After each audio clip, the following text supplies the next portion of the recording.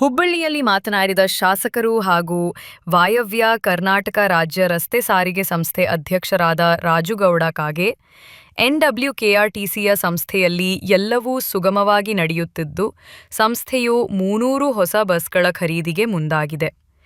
ಇಲಾಖೆಯಲ್ಲಿ ಸಿಬ್ಬಂದಿ ಕೊರತೆ ಇದೆ ಎಂದು ಒಪ್ಪಿಕೊಂಡ ಅವರು, ಈಗಾಗಲೇ 1000 ಕಂಡಕ್ಟರ್ ಕಂ ನಿರ್ವಾಹಕರ ಹುದ್ದೆಗೆ ನೇಮಕಾತಿ ಆಗಿದ್ದು, ಇನ್ನೂ 1000 ಹುದ್ದೆಗಳಿಗೆ ನೇಮಕ ಮಾಡುವ ಪ್ರಕ್ರಿಯೆ ನಡೆಯುತ್ತಿದೆ ಎಂದು ಮಾಹಿತಿ ನೀಡಿದರು. ಸಿಬ್ಬಂದಿ ಕೊರತೆಯಿಂದಾಗಿ ಮಲೆನಾಡಿನ ಪ್ರದೇಶವಾದ ಶಿರಸಿ ಡಿಪೋಗೆ ಸಿಬ್ಬಂದಿ ಕೆಲಸ ಮಾಡಲು ಹಿಂದೇಟು ಹಾಕುತ್ತಿದ್ದಾರೆ. ಆದರೆ ಇದನ್ನು ಸರಿಪಡಿಸಲಾಗುವುದು ಎಂದರು. ಇನ್ನು ಸರ್ಕಾರದಿಂದ ಈಗಾಗಲೇ 700 ಬಸ್ಗಳ ಖರೀದಿಗೆ ಅನುಮತಿ ದೊರಕಿದೆ. ಇದರಲ್ಲಿ 300 ಬಸ್ಗಳ ತಯಾರಿ ಪ್ರಕ್ರಿಯೆ ನಡೆದಿದೆ. ಸಂಸ್ಥೆಯ ವ್ಯಾಪ್ತಿಯಲ್ಲಿ ವಾಣಿಜ್ಯ ಮಳಿಗೆಗಳ ನಿರ್ಮಾಣ ಮತ್ತು ಹರಾಜು ಪ್ರಕ್ರಿಯೆ ನಿಧಾನವಾಗಿ ಸಾಗಿದ್ದು, ಮಳಿಗೆಗಳ ದರ ಹೆಚ್ಚಳವನ್ನು ಕಡಿಮೆ ಮಾಡುವ ಬಗ್ಗೆ ಚಿಂತಿಸಲಾಗುತ್ತಿದೆ ಎಂದು ಅವರು ಹೇಳಿದರು. ನಮ್ಮ ವಾಯವ್ಯ ಕರ್ನಾಟಕ ರಸ್ತೆ ಸಾರಿಗೆಯಲ್ಲಿ ಎಲ್ಲ ಸುಗಮವಾಗಿ ನಡೆದಿದೆ. ಯಾವುದೂ ಗೊಂದಲಗಳಿಲ್ಲ, ಯಾವುದೂ ತೊಂದರೆ ಇಲ್ಲ. ಜನರಿಗೆ ನಾವು ಶಕ್ತಿ ಯೋಜನೆ ಬಂದಾಗಿದ್ದರಿಂದ ಭಾಳ ಸರ್ವಿಸ್ ಚೆನ್ನಾಗಿ ಕೊಡ್ತಾಯಿದ್ದೀವಿ. ಇನ್ನೂ 300 ಬಸ್ಗಳನ್ನು, ಹೊಸ ಬಸ್ಗಳನ್ನು ಖರೀದಿ ಮಾಡುವ ಪ್ರಕ್ರಿಯೆಯನ್ನು ಕೆಲವೇ ದಿನಗಳಲ್ಲಿ ನಾವು ಖರೀದಿ ಮಾಡಿ ಜನರಿಗೆ ಹೊಸ ಬಸ್ಗಳನ್ನು ಕೊಟ್ಟು ಒಳ್ಳೆಯ ಥರದಿಂದ ಸೇವೆ ಒದಗಿಸುವಂಥ ಕಾರ್ಯವನ್ನು ಮಾಡ್ತಾಯಿದ್ದೀವಿ. ಏನೂ ತೊಂದರೆ ಇಲ್ಲ. ನಾವಾಗಲಿ, MD ಅವರಾಗಲಿ, ನಮ್ಮ ಸಿಬ್ಬಂದಿಗಳಾಗಲಿ, ನಮ್ಮಲ್ಲೆಲ್ಲ ಒಂದೇ ಕುಟುಂಬದ ಸದಸ್ಯರಾಗಿ ಕೆಲಸ ಮಾಡ್ತಾಯಿದ್ದೀವಿ. ತೊಂದರೆಗಳಿರುವ ಸಾಕಷ್ಟು ತೊಂದರೆಗಳಿದ್ದಾವೆ ನಮ್ಮಲ್ಲಿ. ಎಲ್ಲ ಬಸ್ ಸ್ಟ್ಯಾಂಡ್ದಲ್ಲಿ ಕೆಲವು CC ರಸ್ತೆಗಳ ನಿರ್ಮಾಣ ಮಾಡಬೇಕಾಗಿದೆ. ನಮ್ಮ ಮೆಕ್ಯಾನಿಕಲ್ಸ್ಗಳ ಕೆಲವು ತೊಂದರೆ ಇರೋದ್ರಿಂದ ಮೆಕ್ಯಾನಿಕಲ್ಗಳನ್ನು ಕೆಲವು ಜನರನ್ನು ನೇಮಕ ಮಾಡಿಕೊಳ್ಳುವಂಥ ಪ್ರಕ್ರಿಯೆಯನ್ನು ಮಾಡಬೇಕಾಗಿದೆ. ಇನ್ನೂ 1,000 ಜನರನ್ನು ನಮ್ಮ ಡ್ರೈವರ್ ಕಮ್ ಕಂಡಕ್ಟರ್ಗಳನ್ನು ನಾವು ತುಂಬುವಂಥ ಕೆಲಸವನ್ನು ಮಾಡಿದ್ದೀವಿ. ಇನ್ನೂ 1,000ಗೆ ನಾವು ಸರ್ಕಾರಕ್ಕೆ ಕೇಳಿದ್ದೀವಿ, ಅಪ್ರೂವಲ್ ಕೊಡೋದು ಕೇಳಿದ್ದೀವಿ. ಅದು ಅಪ್ರೂವಲ್ ಕೆಲವೇ ದಿನದಲ್ಲಿ ಕೊಡುವಂಥ ಮುನ್ಸೂಚನೆಗಳು ಕಂಡು ಬರ್ತಾ ಇದ್ದಾವೆ. ಅವು ಬಂದು ಅಂದರೆ ಎಲ್ಲ ಸಿಬ್ಬಂದಿಗಳ ಕೊರತೆಯೂ ನೀಗುತ್ತದೆ. ಮತ್ತು ಕೆಲವು ನಮ್ಮ ಬಸ್ಗಳು ಈಗ ನನಗೆ ತೊಂದರೆ ಅಂದರೆ ಶಿರ್ಸಿ ಡಿಪೋಗಳಲ್ಲಿ ಯಾರು ನಮ್ಮ ಸಿಬ್ಬಂದಿಗಳು ಹೋಗಿ ಕೆಲಸ ಮಾಡಲಿಕ್ಕೆ ರೆಡಿ ಇಲ್ಲ. ಅಲ್ಲಿ ಸ್ವಲ್ಪ ಮಳೆ ಹೆಚ್ಚಿಗೆ, ಎಲ್ಲ ರಸ್ತೆಗಳು ಸ್ವಲ್ಪ ಕೆಟ್ಟಿದ್ದಾವೆ. ಅಲ್ಲಿ ಸ್ವಲ್ಪ ಗುಡ್ಡಗಾಡು ಪ್ರದೇಶಗಳಿಂದ ಎಲ್ಲ ಬಗೆಗಳು ಎಲ್ಲ ಕಡೆ ಹೋಗ್ತಾರೆ ನಮ್ಮ ಸಿಬ್ಬಂದಿಗಳು. ಅದರ ಶಿರ್ಸಿ ಡಿಪೋಗೆ ಹೋಗಲಿಕ್ಕೆ ಸ್ವಲ್ಪ ಹಿಂದೆ ಮುಂದೆ ಮಾಡಿದ್ರು ಅದನ್ನು ಸಹಿತ ಸರಿಪಡಿಸುವಂಥ ಕೆಲಸ ಮಾಡ್ತೀವಿ. ಈ ಹೊಸ ಬಸ್ಸು ಕೇವಲ ನಮಗೆ ಸರ್ಕಾರ 700 ಬಸ್ ತೆಗೆದುಕೊಳ್ಳಲು ಅನುಮತಿಯನ್ನು ಕೊಟ್ಟಿದ್ದಾರೆ.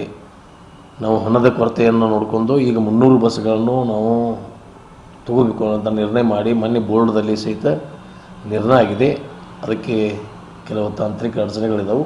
ಕೆಲವೇ 8 ದಿವಸದಲ್ಲಿ ನಾವು ಆ ಟೆಂಡರನ್ನು ಪ್ರಕ್ರಿಯೆ ಮಾಡಿ ಆರ್ಡರ್ ಕೊಟ್ಟು ಬಸ್ಗಳನ್ನು ಅದೇ 300 ಒಮ್ಮೆ ಬಸ್ಗಳನ್ನು ರೆಡಿ ಮಾಡಲಿಕ್ಕೆ ಆಗೋದಲ್ಲ. ತಿಂಗಳಿಗೆ 20-30 ಬಸ್ಗಳು ಮಾಡ್ಕೊತು ಅದನ್ನು ಪ್ರಕ್ರಿಯೆ ಮಾಡ್ತೀವಿ. ಮುಂದೆ 400 ಬಸ್ಗಳನ್ನು ತಗೊಳ್ಳುವಂಥ ಕೆಲಸವನ್ನು ಮಾಡ್ತೀವಿ. ಮತ್ತು ಈ ಸಿವಿಲ್ ವರ್ಕ್ಗಳು ಎಲ್ಲ ಡಿಪೋಗಳಲ್ಲಿಯೂ ಎಲ್ಲ ಇಡೀ ನಮ್ಮ ವಾಯವ್ಯ ಕರ್ನಾಟಕ ಬರುವಂಥ ವ್ಯಾಪ್ತಿಯಲ್ಲಿ ಸ್ವಲ್ಪ ಈ ಬಸ್ ಸ್ಟ್ಯಾಂಡ್ಗಳಲ್ಲಿ ನಾವು ಈಗ ಅದನ್ನು ಪೇವಿಗಳು ಆಗಲಿ ಅಥವಾ ಡಾಂಬರೀಕರಣ ಮಾಡಿದ್ರೆ ಉಪಯೋಗ ಆಗಲ್ಲ. ಯಾಕಂದರೆ ಡಾಂಬರೀಕರಣ ಮಳೆಯಿಂದ ಈ ಶಿರ್ಸಿಗೆ ನಾವು ಎಲ್ಲಿಯೂ ಶಿರ್ಸಿ, ಕುಮಟಾ, ಕಾರವಾರ ಇಲ್ಲೆಲ್ಲ ನಾವು ಅಸ್ಫಾಲ್ಟ್ ಮಾಡಿದ್ದೀವಿ, ಡಾಂಬರೀಕರಣ ಮಾಡಿದ್ದೀವಿ ಅಂದ್ರೆ ಅದು ಸರಿ ಆಗಲ್ಲ, ಕಿತ್ತು ಹೋಗಿದ್ದು ಮಳೆಯಿಂದ. ಅದಕ್ಕಾಗಿ ಎಲ್ಲ ಕಡೆ CC ಕಾಂಕ್ರೀಟ್ ಒಳಗಡೆ ಹಾಕಬೇಕು ಬಸ್ ಸ್ಟ್ಯಾಂಡಲ್ಲಿ ಅನ್ನೋಂಥ ನಿರ್ಣಯವನ್ನು ಮಾಡಿದ್ದೀವಿ. ಈಗ ಒಂದು 20-25 ಕೋಟಿ ರೂಪಾಯಿದ ಟೆಂಡರನ್ನು ಕರೆದಿದ್ದೀವಿ. ಅದನ್ನು ಸಹಿತ ಮುಗಿಸಿ ಎಲ್ಲ ಡೆಪೋಗಳಲ್ಲಿ ಮಳೆ ಈ ಸಲ ಹೆಚ್ಚಾಗೋದ್ರಿಂದ ಸ್ವಲ್ಪ ತೊಂದರೆ ಆಗಿದೆ. ಸಿಬ್ಬಂದಿಗಳನ್ನು ಸಹಿತ ಕೊರತೆ ಇದ್ದಂಥದ್ದನ್ನು ಸ್ವಲ್ಪ ಅದನ್ನು ಫಿಲ್ ಮಾಡಿಕೊಂಡು ಸರಿಯಾಗಿ ನಡೆಸ್ಕೊಂಡು ಹೊಂಟಿದ್ದೀವಿ. ಕಮರ್ಷಿಯಲ್ ಮಳಿಗೆ, ವಾಣಿಜ್ಯ ಮಳಿಗೆ ಟೆಂಡರ್ ಸ್ವಲ್ಪ ಕಮರ್ಷಿಯಲ್ ಮಳಿಗೆಗಳು ಕೆಲವು ಜನದಲ್ಲಿ ನಮ್ಮಲ್ಲಿ ಖಾಲಿ ಇದ್ದಾವೆ. ಅವತ್ತೂ ಸಹಿತ ಇವತ್ತು ಚರ್ಚೆ ಮಾಡ್ತೀನಿ ನಾನು. ನಮ್ಮ ರೇಟ್ಗೆ ಅವ್ರು ಯಾರೂ ಬರ್ತಾಯಿಲ್ಲ. ನಮ್ಮ ರೇಟ್ ಸ್ವಲ್ಪ ಹೈ ಇದೆ ಅಂತೇಳಿ ನನಗೆ ಮಾಹಿತಿ ಬಂದಿದೆ. ಅದನ್ನು ರೇಟ್ ಸ್ವಲ್ಪ ಕಡಿಮೆ ಮಾಡಿದ್ದಾದರೆ ಎಲ್ಲರೂ ತೊಗೋತಾರೆ. ಕೆಲವೇನಾದಿದೆ ಮಿಡಲ್ ಬೇಕು, ಅಗದಿ ವ್ಯಾಪಾರ ಆಗೋ ಸಂದರ್ಭದಲ್ಲಿ ಕೆಲವು ಜನಕ್ಕೆ ನಾವು ಕಾರ್ನರ್ ಕೊಟ್ಟಿವು. ಅಥವಾ ಸೈಡ್ ಕೊಟ್ಟಿವಿ ಅದರಲ್ಲಿ ವ್ಯಾಪಾರ ಆಗಲ್ಲ ಅಂದ್ರೆ ಆ ಮಳಿಗೆಗಳಾದ್ರೆ ನಮ್ಮಲ್ಲಿ ಅಲ್ಲಿ ತೊಗೊಳಿಕ್ಕೆ ಬರಲ್ಲ ಜನ. ಅದಕ್ಕಾಗಿ ಅವ್ರದ್ದು ಸರಿ ಇದೆ, ಮತ್ತು ಅವ್ರು ತಪ್ಪಲ್ಲ. ನಮ್ಮ ಮಳಿಗೆ ನಮಗೆ ಬಾಡಿಗೆ ಕೊಟ್ಟು ಅವ್ರು ಇಟ್ಟಿದ್ದಾದ್ರೆ ಅವ್ರಿಗೂ ಲಾಭ ಆಗಬೇಕಲ್ಲ.